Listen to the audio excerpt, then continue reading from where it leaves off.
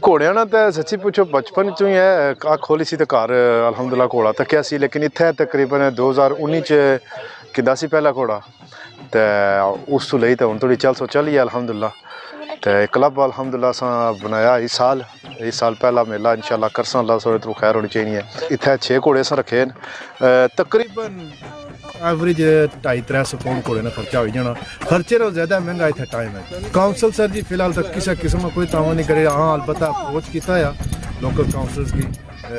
तको उन्होंने कम करके हालांकि असा की मसाजिद भी कॉन्टैक्ट करनी स्कूल भी कॉन्टैक्ट करनी कि इत्थे असा की सिखाओ घोड़ सवारी लेकिन अस इ'यै जी जगह पर ना सिखाई सकें जितना काउंसिल ना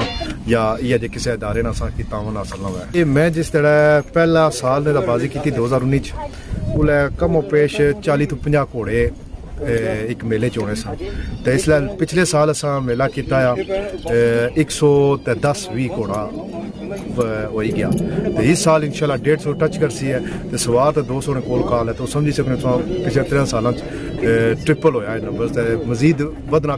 2,500 पाउंड ने घोड़ा जिन्होंने शुरू तो लभी सकना एक डिपेंड होनी है वो आने होने जितना गुड़ पाओ इतना मीठा तो असा तो मैं तो कोई 2 रखे ने तो कोई लाई उड़िया 12-13 हज़ार पाउंड अब बनाया साढ़े चाचा मरूम सुन जनाब फैजपुर शरीफ ने चाचा निजाबत उन्होंने नाम भी रखे निजाबत ने जबाज खिलाफ UK नाम सही तुम मां ना ही होना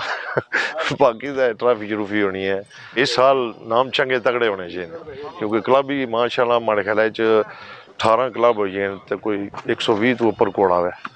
इसलिए जेड़े नेजाबाजी कर ही रहे